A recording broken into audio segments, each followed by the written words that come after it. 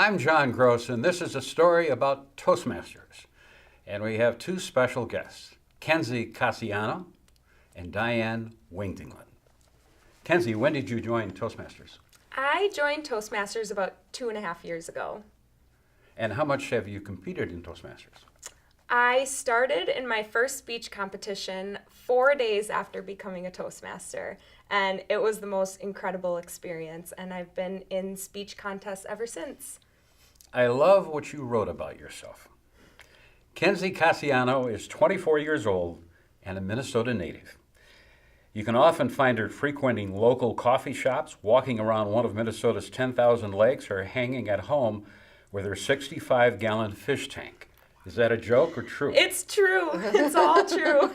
Kenzie recently graduated with honors from Metropolitan State University with a bachelor's degree in professional communication and public relations.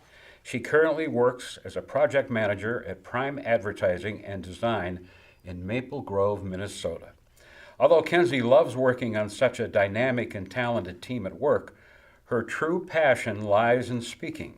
Her dream is to have the opportunity to connect with audiences and drive them to action through inspirational messages. This passion for speaking was formed before her introduction to Toastmasters, but it was really Toastmasters that helped shape her into the speaker she is today. She belongs to Power Talk Toastmasters. What does Toastmasters mean to you, and what has it done for you? Oh, Toastmasters means everything to me. I joined my first club because of my love for public speaking. I took a speech class in college, and I really had a knack for it. So I Googled how to do more public speaking, and of course Toastmasters came up, and that's how I joined my first club. So initially, it was really the public speaking aspect that drew me in, but I've gotten so much more out of it. I didn't realize when I started all of the leadership roles that are involved as well. So since my first year as a Toastmaster, I've been an officer in every club that I've been a part of, and I've gotten to take on more responsibility. I've gotten to help with event projects from start to finish. It's just been the most incredible experience. And not only the public speaking and the leadership, but you get to meet the most incredible people along the way. And that's truly invaluable. We have been with Power Talk Toastmasters, all three of us. And I remember one of the early times when you came in, and I remember one of your first speeches talking about being a waitress. Oh, yeah. And how much fun that was. What a great speech. You remember that speech? Oh, I remember it like it was yesterday. And what is it like to prepare a speech like that? How much did you work on it? Well, like I said earlier, I joined my first speech contest 4 days after being a Toastmaster. So there was a lot of work that went into that, and I didn't realize every stage of the competition how much you change and you shape your speech and you improve every single level based on feedback that people give you or cues from the audience or just how you feel it went. If something really took, you keep it. If something didn't land so much, then you remove it. And it's constantly a work in progress, but that's one of my favorite things, that you get to create a speech and then you get to shape it every step of the way. Who is Toastmasters for? Yourself? For anybody? Okay. Yes, for anyone. I was like, God, is this a trick question? No. It is for anybody, absolutely. Anyone, I swear, if I can do it, anyone can do it. What a great sense of humor. And I've noticed that from the first day that you walked in. And I'm so glad that you walked into Power Talk Toastmasters, which is an advanced Toastmasters group. Diane Wingdingland. She's the author of several books on communication skills, was originally trained as an engineer. Since 2011, she has been speaking for organizations that want to help their people have better, more profitable presentations. Through her business, Virtual Speech Coach, she trains and coaches subject matter experts on how to present with clarity and confidence, shaping what they know into presentations that engage and get results. Diane dedicates much of her spare time as a member of Toastmasters International, an organization that empowers people to be better leaders and communicators. She is currently the District 106 Public Relations Manager. Can you tell us about Kenzie and the progress that she's made in Toastmasters? Definitely. I still remember when Kenzie first visited Power Talk Toastmasters. This was right after her first competition where we were all wowed by her very fun story of some of the challenges of being a waitress. I might have been one of those difficult customers. I think we all I'm are. very sorry. I love that story. She had come to Power Talk Toastmasters because several people invited her to attend because they saw the potential that she had. And it was kind of funny because she was very intimidated by the group.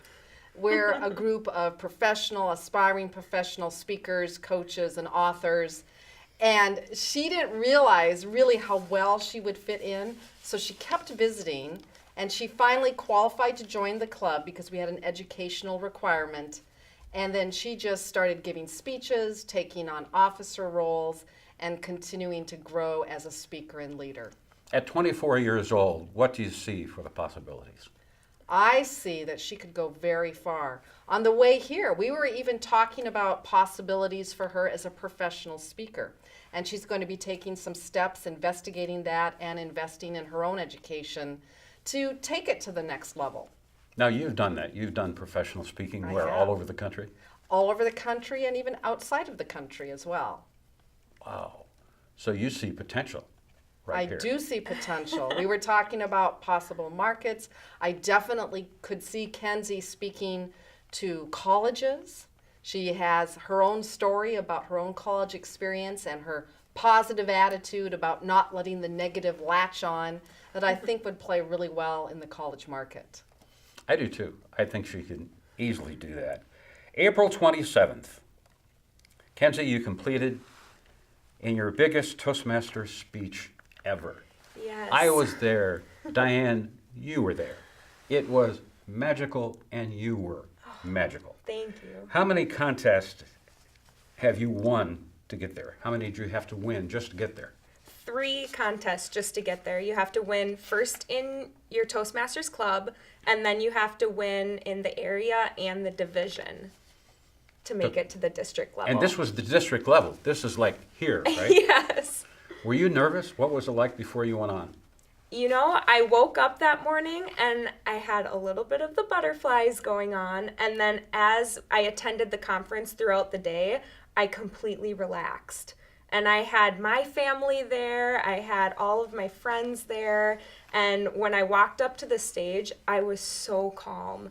And I just felt like right now in this moment, this is where I'm supposed to be.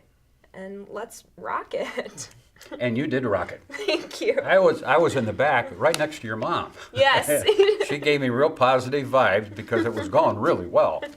And you really did an amazing, amazing job. What was it like with the applause when people stood up and a lot gave you a standing ovation? What did that mean to you? It meant everything. I mean, you guys know, you were there. I couldn't speak words. I am never at a loss for words. And I was completely at a loss because I was just overjoyed that all the hard work paid off. And to do something that you're passionate about and get that kind of recognition and that validation, it's everything. And there were a lot of hugs. Yes, I'm a hugger, so I was like, bring them, come on, come at me. Does that make you just want to speak more? Yes. And have you got a chance to advance now? What's going to happen? I know it's changed from what it has in other years. So what's going to happen? You were at the district level and you did really well, but what happens? Do you automatically go to the next competition, or what's going to happen? So it's a little bit different this year. They've added what they call region quarterfinals. So all of the district winners throughout the world, their videotapes from the district level competition are sent in to Toastmasters International, and they pick a regional representative from each region. And that one regional representative will go on to compete in the semifinals in Denver, Colorado in August. So what chances do you have? If you were flipping a coin, how many times would you have to flip it to win and go? Have any idea about the odds? Do they look good or not? There are 9 district winners in our region, so I have a 1 in 9 chance. Hey, 1 in 9. 1 in 9 is better than 0 in 9, so I'll take it. I remember going up, just hearing the applause afterward was amazing, and I'm so proud for you. Thank you. And on Sunday, you posted something, and I love what you wrote. Yesterday was an absolute dream come true. It doesn't happen to me very often, but I am truly at a loss for words. I received first place in the District 106 International Speech Contest last night. I feel so lucky and honored to have shared the stage with 4 other incredible, gifted speakers. I wouldn't have made it to the stage without guidance, support, and feedback from my Toastmaster family. And for that, I am so grateful. I hope it doesn't stop here. Please, please send up a prayer for me that I am selected as the Region 4 representative to make it to the semifinals. And what would that mean if you made it to the semifinals? How many people go to the semifinals? They are picking 14 people across the world to go and compete in the semifinals, and from there they pick a top 6. And those 6 people compete in the finals for the world champion of public speaking. And it would mean everything. Now, it might seem like a far shot, but Diane, some local people made it the past couple of times, right? Yes, well, we've been able to send someone to the semifinals every year, and we have had people that have gone all the way to the finals. In fact, Kenny Ray Morgan, I believe, has been to the finals 3 times, I think. Have you seen the trophy he won? I mean, it's like this big. Yeah, they're It's big fantastic. trophies. Yeah. I don't know how we got it on the plane coming back, but Kenny Ray Morgan was phenomenal, and we did a videotape with him. So the odds, are they, what do you think? well, it's 1 out of 9, and it's out of your control. It's not like you're going to be competing on a stage with these other people, which is really kind of too bad that you don't get to compete. It's the presentation that you gave at the district that will be viewed along with the other district presentations. So it just depends on who else is competing and how the judges judge. They have guidelines to judge, so it should be fair. And I never saw this before. They videotaped the speeches, and now they're sending them in to be judged, right? Correct. This is the first year they're doing that. And that's all over the country? That's correct. There are about, I think, 116 districts over 14 different regions. So every district, assuming that their videotaping did not have some kind of glitch, would be sending it into Toastmasters International, and then Toastmasters International will be taking those videos from each region. And I believe, I'm not 100% sure how this will work, but I believe that the judges, which will be in a different region or different regions, have to watch the videos back to back, like it's a speech contest, but with videos. And I hear they can only watch each video once. Just like a speech contest. That's interesting, and we'll see what happens. Power Talk Toastmasters. Where is that, and when do they meet? Power Talk Toastmasters meets the second Monday of every month, 6:30 in the morning at the Ridgedale Byerly's. I did hear you right, 6:30 in the morning?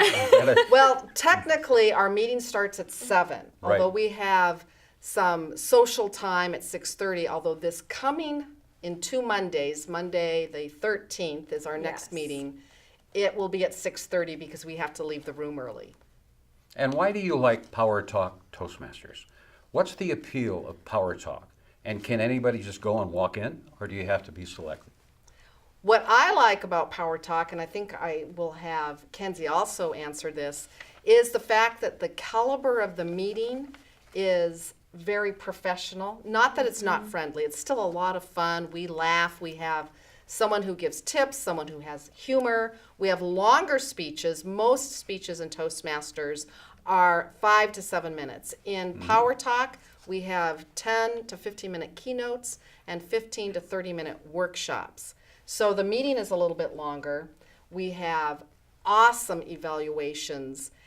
and it's a real professional club. How about you, Kenzie? What do you like about Power Talk? One of my favorite things about Power Talk Toastmasters is, like you said, the caliber of the meetings and the speeches. It really pushes me outside of my comfort zone. It pushes me to be prepared, and it pushes me to constantly improve. And that to me is invaluable, constantly having people giving you feedback and pushing you to be better. How about table topics? Tell us what table topics are and why they're I will. important. First, I'm going to answer the question I didn't answer earlier. Anyone can come and visit Power Talk Toastmasters. And we do have an educational requirement for joining, or that you're a professional speaker. But anybody could come check out the club. A little bit about table topics. In a typical meeting in Toastmasters, there are three main parts. We have prepared speeches, we have evaluation of those speeches and other parts of the meeting so we get feedback and we can improve. And then there's the impromptu speaking part, which is called table topics. And in table topics, we have a topic master who will put out a question and call on someone who will then have 1 to 2 minutes to respond with no prior preparation. Let's do that with Kenzie. Yes. Let's have some fun. Let's throw a question at her. Absolutely. And see if she has fun. Okay, With let's this. see how it goes. I'm always having fun. Oh, yes. You competed in a contest. How did you feel you did, and what could you have done better? Well, thank you, Mr. Table Topics Master and fellow Toastmaster.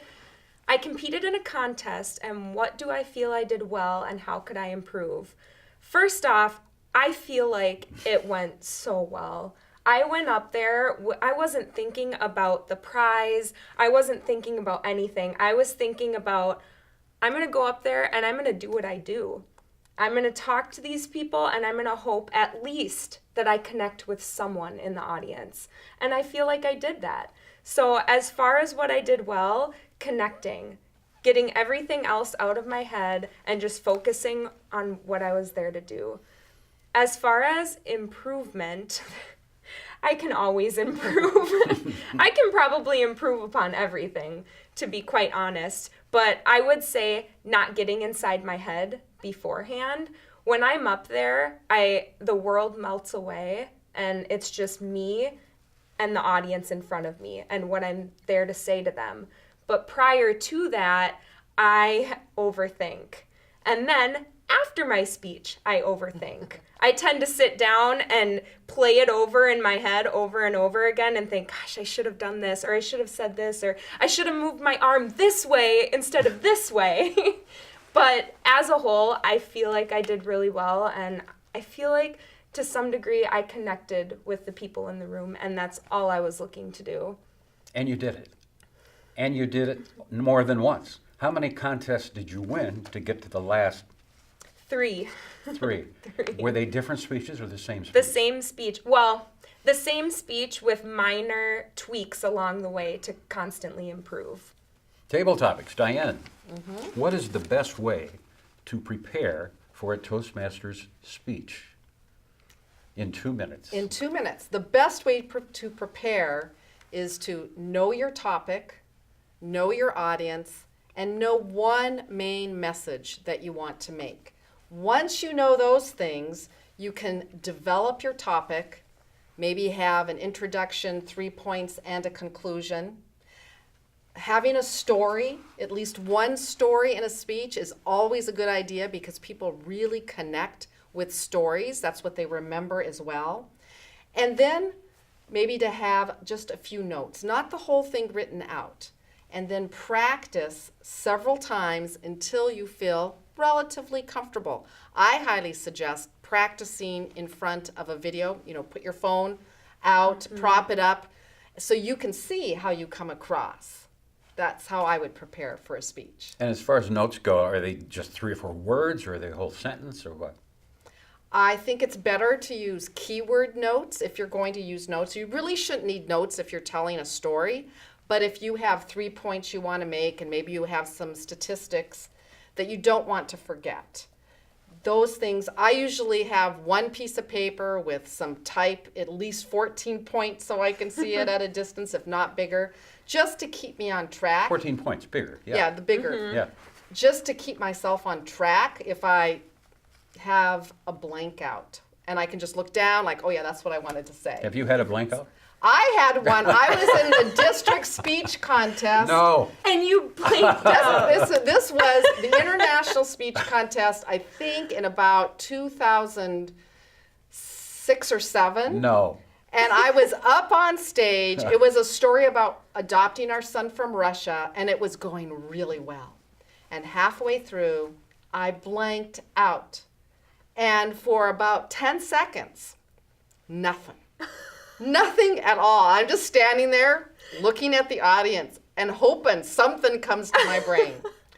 I learned 2 very important things. Now, needless to say, I didn't place. Not at all. Maybe strong fourth. I learned 2 things. Number 1, I had tried to memorize that speech word for word, which was a really bad idea because I had made a rut in my mind where I knew one way to make it work, and then if I got thrown out of the rut, like with a different audience, more stress, I had no alternate path.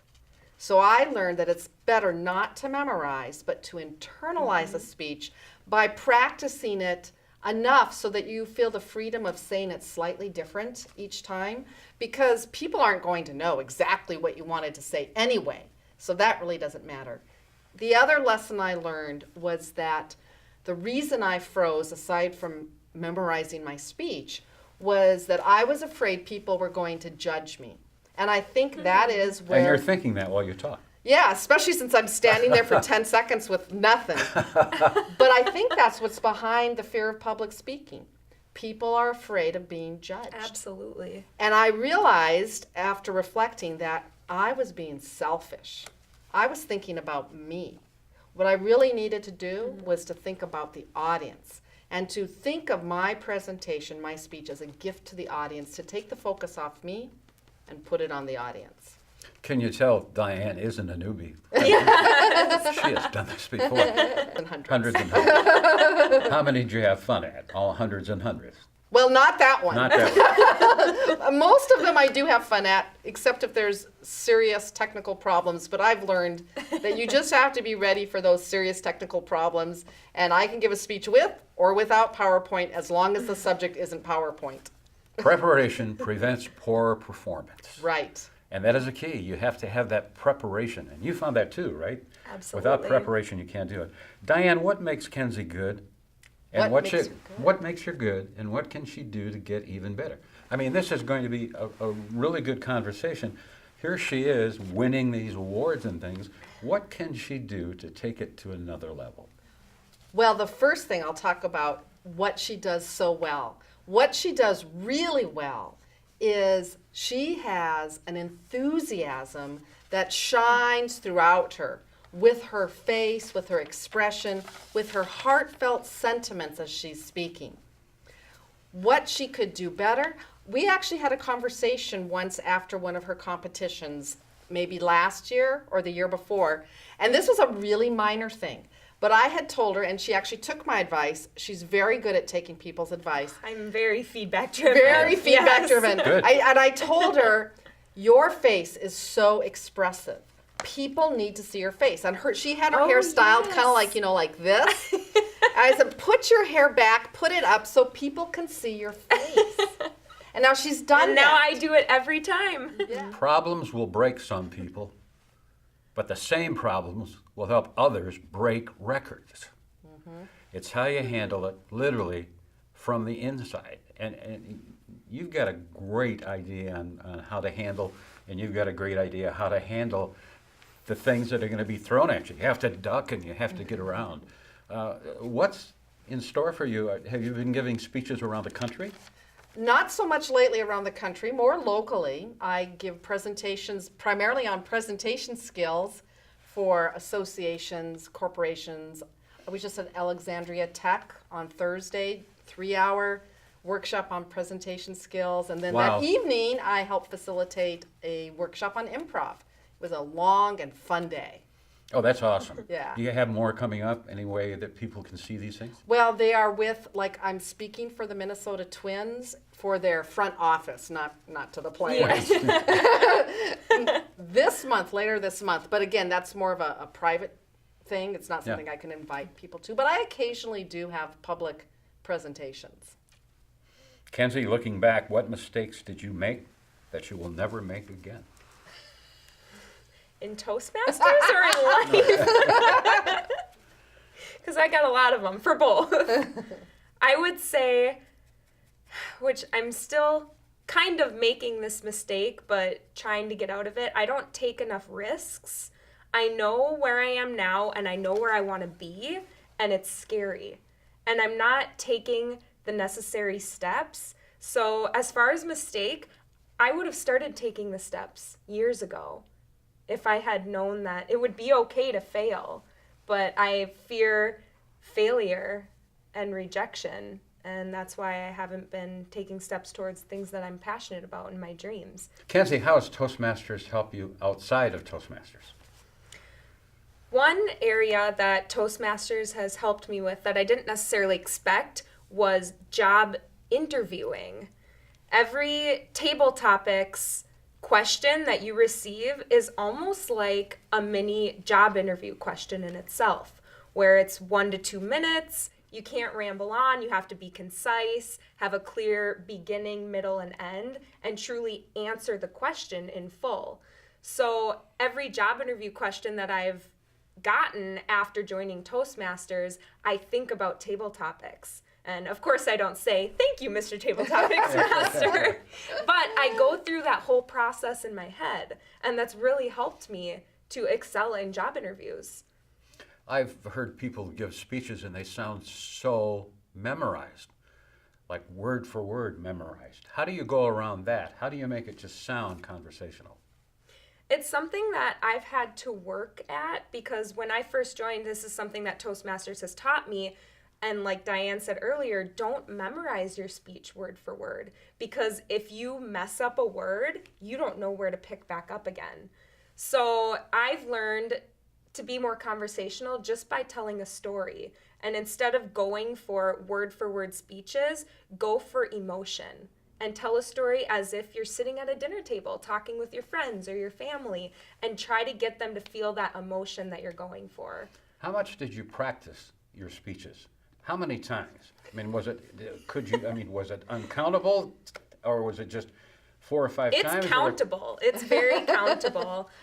In the beginning, I practiced, I probably went through it 20 times, and I have to do it in different areas, because if I practice, I learn in just my living room. Then when I get up in front of an audience, it's not my living room, and I psych myself out. So I go in the living room, and then I go in the bathroom. I practice my speeches in my closet, just to be in different environments. In your closet? Inside my closet. Oh, I have a walk-in closet, so there's a little bit of space for me to be in there. But then I don't get inside my head when I'm in a different environment, because I've practiced in literally every environment you can think of. How has Toastmasters helped you outside of Toastmasters?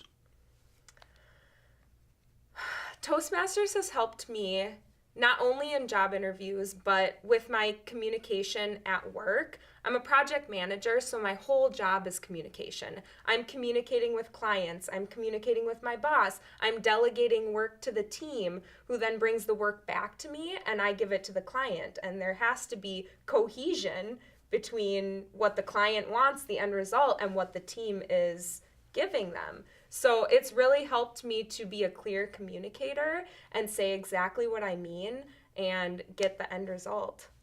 How much does it cost to join Toastmasters, and how does someone go about going into Toastmasters? Well, first of all, you can find a club by going to toastmasters.org, and then on the upper right, there is a little button that says Find a Club.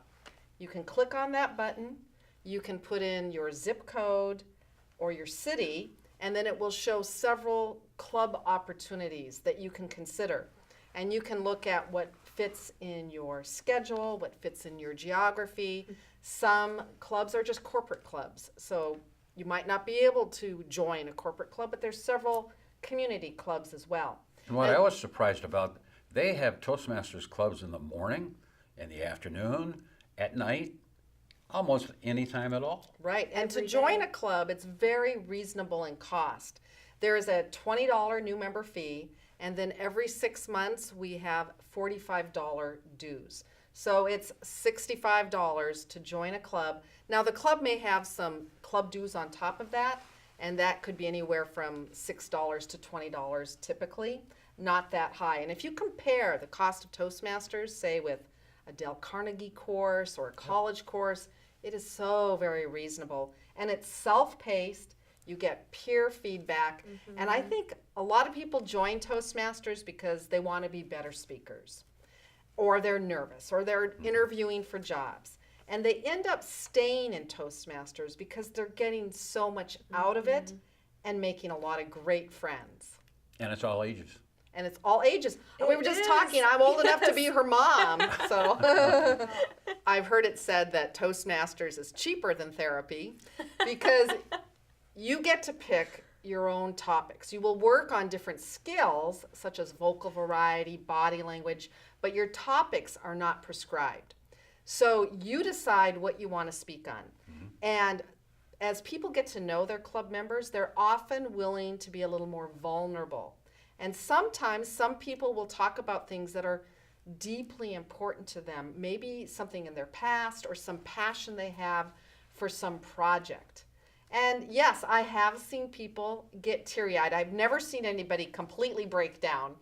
I've even gotten teary-eyed giving speeches. It is a place to be safe, though. People aren't going to judge. We're all here to grow. And there's always judging there. And many times the judging is helpful because you see where you have things that you have to work on. Right. Where- Well, we only judge at contests. At clubs, we don't usually judge. Yeah. Evaluate. Right. But And Power Talk Toastmasters. That's a great club. It Yes. is. I've been to several clubs. Most Toastmaster clubs are great. Power Talk Toastmasters just takes it up a notch. Roman Pundic. Vitalia. What do you think about Roman and Vitalia? Is this going on this, or are we just chatting? yeah. Well, I'll On tell the you what. record? This is or a off the direct record? link. So Roman and Vitalia, who are the sponsors and founders of Power Talk Toastmasters, in fact, their business is Power Talk Seminars. So they have a corporate club in Power Talk Toastmasters. They sponsor the club, and they have been so supportive. There were many years where they actually paid for us all to go on a boat cruise, like a lunchtime boat cruise on Lake Minnetonka. They've hosted things at their home where every quarter we've had a potluck, and in recent years we've had it at their home, and they have provided all the food. We just have to show up for the meeting. Not really a potluck. So they yeah, it's cook not for a us. potluck, it's a Yeah, dinner that they it's a prepare. dinner. So they are some of the biggest givers I've ever met. And they have classes that they teach. Right. And they go all out. And it's all heart. And I got to give them credit. Yeah, yeah. Number one thing I've learned from Toastmasters, it's okay to take risks, and it doesn't always work out in your favor. It's okay to fail. It's, like you said earlier, it's a safe place where everyone is supportive of everyone. And there aren't a whole lot of spaces in life where you feel that supported and comfortable to take a risk and know that it's going to be okay either way. We are so proud of you. You did so well at the speech contest, pulling for you. Hope you get that 30% chance and be able to make it to the finals. You were that good. Your heart is that good. And Diane, it was so great that you came Thank to be you, with us. John. Thanks for watching. I'm John Gross. I thought this was a lot of fun. Did you agree? I think yeah. this was Oh, fun. thank you so Fun much and for games. having us. Oh, thank you. Oh, way to go. That truly was. That was fun.